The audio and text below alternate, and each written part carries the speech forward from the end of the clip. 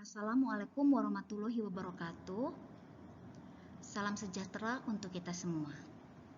Perkenalkan, kami CGP dari Angkatan 9, kelas B, kelompok 2, dengan fasilitator Bapak Muhammad Afkarino, pengajar praktik Bapak Anwarudin, penyaji saya Lilis Mulyamah, presenter Bapak Galih, pemberi tanggapan Ibu Epi dan Ibu Enong, notulen Ibu Supriyana, dan penanya Ibu Bunga. Pada kesempatan kali ini, kami akan mempresentasikan hasil diskusi kami mengenai konteks sosio-kultural yang sejalan dengan pemikiran Ki Hajar Dewantara di Kabupaten Bogor. Kekuatan konteks sosio-kultural di Kabupaten Bogor dengan pemikiran Ki Hajar Dewantara ada beberapa yang sudah kami identifikasi, yaitu Kampung Budaya Sindang Barang, Tradisi Sunda Wiwitan, Kaulinan Sunda, dan Cucurak. Pada kesempatan ini, kami akan membahas secara spesifik mengenai Kaulinan Barudak Sunda yang menjadi warisan budaya. Budaya lokal adalah hasil budi karya manusia yang selalu berkembang sesuai dengan zamannya. Kearifan lokal merupakan salah satu harta kekayaan bangsa yang harus terus diwariskan kepada setiap generasi. Jangan sampai tergerus oleh arus global dan budaya luar yang mengakibatkan kepunahan dan hilangnya jati diri bangsa. Kaulinan Barudak menjadi pilihan kami di dalam pembahasan ini karena didasarkan pada kutipan Ki Hajar Dewantara berkaitan dengan kodrat alam dan kodrat zaman, di mana Kaulinan Barudak tersebut merupakan bagian dari dunia anak-anak. Ki Hajar Dewantara menjelaskan bahwa dasar pendidikan anak berhubungan dengan kodrat alam dan kodrat zaman. Kodrat alam berkaitan dengan sifat dan bentuk lingkungan di mana anak berada, sedangkan kodrat zaman berkaitan dengan isi dan irama. Ki Hajar Dewantara mengelaborasi pendidikan terkait kodrat alam dan kodrat zaman sebagai berikut. Dalam melakukan pembaharuan yang terpadu, hendaknya selalu diingat bahwa segala kepentingan anak-anak didik, baik mengenai hidup pribadinya maupun hidup kemasyarakatannya, jangan sampai meninggalkan segala kepentingan yang berhubungan dengan kodrat keadaan, baik pada alam maupun zaman. Sementara itu, segala bentuk, isi, dan wirama, yakni cara mewujudkannya, hidup dan penghidupannya seperti demikian. Hendaknya selalu disesuaikan dengan dasar-dasar dan asas-asas kehidupan kebangsaan yang bernilai dan tidak bertentangan dengan sifat-sifat kemanusiaan. Dikutip dari Ki Hajar Dewantara 2009 halaman 21. Kaulinan yang artinya permainan berasal dari kata ulin atau main, dan barudak artinya adalah anak-anak. Kaulinan barudak merupakan permainan rakyat atau olahraga tradisional sebagai aset bangsa yang perlu dilestarikan, digali, dan tumbuh kembangkan. Karena merupakan olahraga permainan untuk mengisi waktu luang, juga mempunyai potensi untuk dikembangkan sebagai olahraga yang bisa membantu meningkatkan kualitas jasmani pelakunya. Ada banyak kaulinan barudak Sunda yang menjadi kekayaan bangsa di Kabupaten Bogor yang merupakan warisan budaya zaman baheula. Di antaranya permainan oray-orayan, egrang, sorodok gaplok, dan sapintrong. Dari beberapa macam kaulinan barudak Sunda, pada dasarnya mempunyai kekuatan konteks sosio-kultural atau nilai-nilai luhur yang sejalan dengan pemikiran Ki Hajar Dewantara yang sama. Di antaranya, karakter gotong royong, jiwa kerja keras, kerjasama, rasa persatuan, dan rasa cinta tanah air. Pemikiran Ki Hajar Dewantara dikontekstualkan sesuai dengan nilai-nilai leluhur kearifan budaya yang menjadi penguatan karakter siswa. Di antaranya, nilai moral, mencerminkan sifat-sifat kerakyatan seperti kerjasama, silaturahmi, saling menghormati, saling menghargai. Yang kedua adalah nilai budaya. Nilai ini merupakan kekayaan yang dimiliki suatu daerah yang perlu dilestarikan.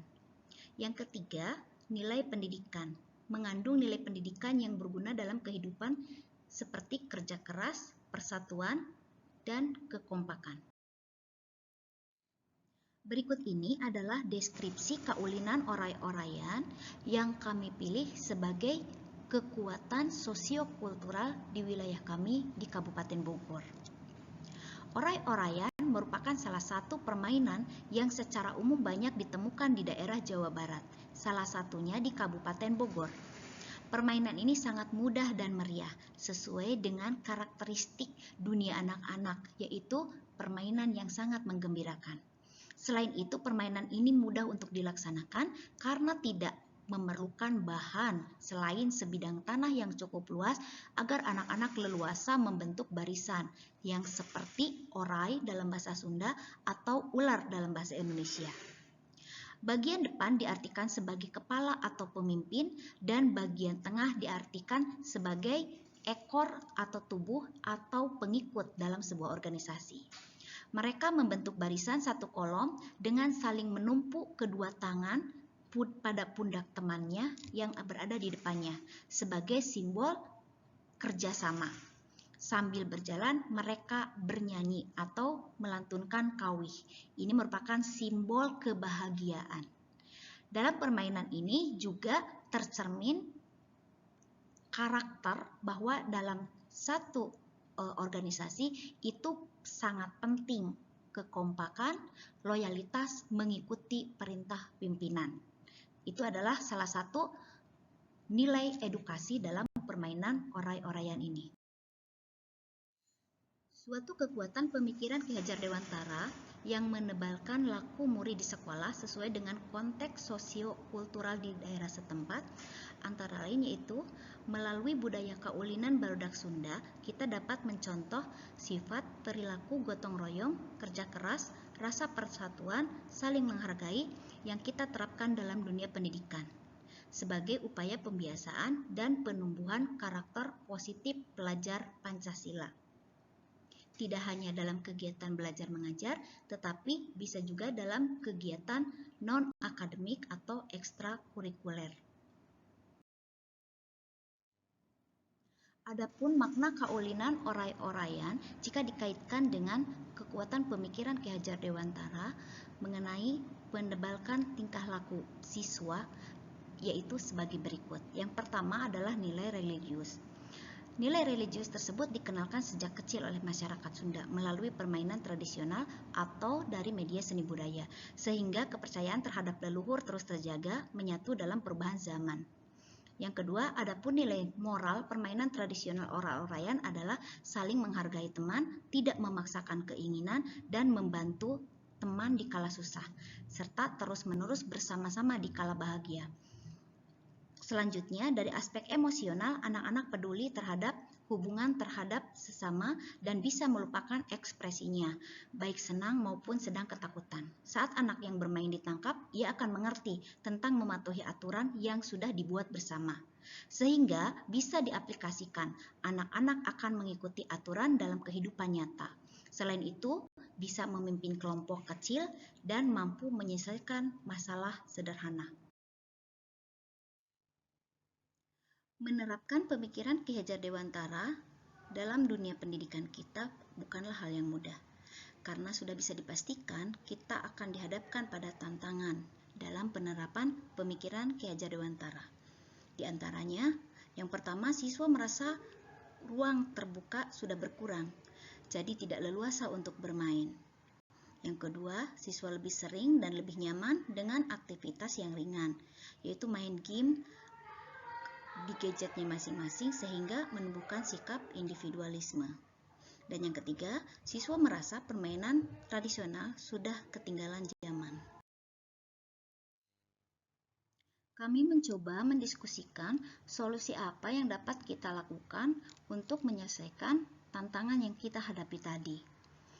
Di antaranya, berusaha menggandeng pemerintah untuk menyediakan ruang terbuka lebih banyak, agar program mengenai kesehatan juga bisa terlaksana, sehingga ada sarana dan prasarana untuk siswa beraktivitas di luar kelas.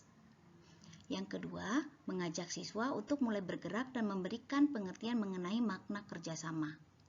Selain itu, anak-anak dilatih untuk lebih banyak melakukan aktivitas fisik yang berguna sebagai ajang untuk mengakrabkan diri dengan teman-temannya sehingga sifat individualisme bisa diatasi.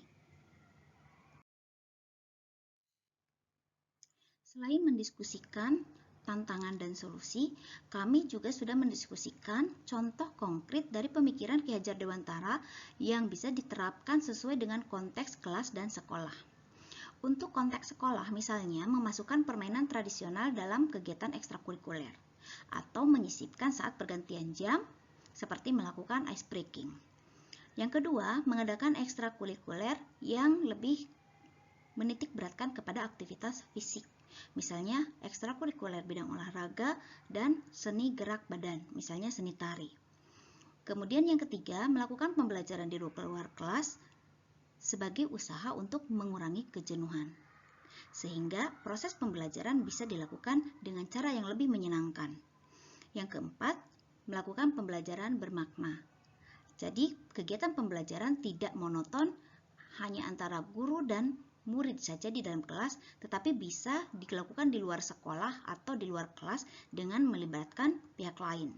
Misalnya dengan cara observasi ke pasar, ke kantor, atau melakukan penelitian secara langsung di alam sekeliling sekolah yang bisa dijadikan sebagai media pembelajaran. Demikian presentasi yang dapat kami sampaikan. Semoga bermanfaat. Mohon maaf atas segala kekurangan. Wabillahi taufiq wal hidayah. Wassalamualaikum warahmatullahi wabarakatuh.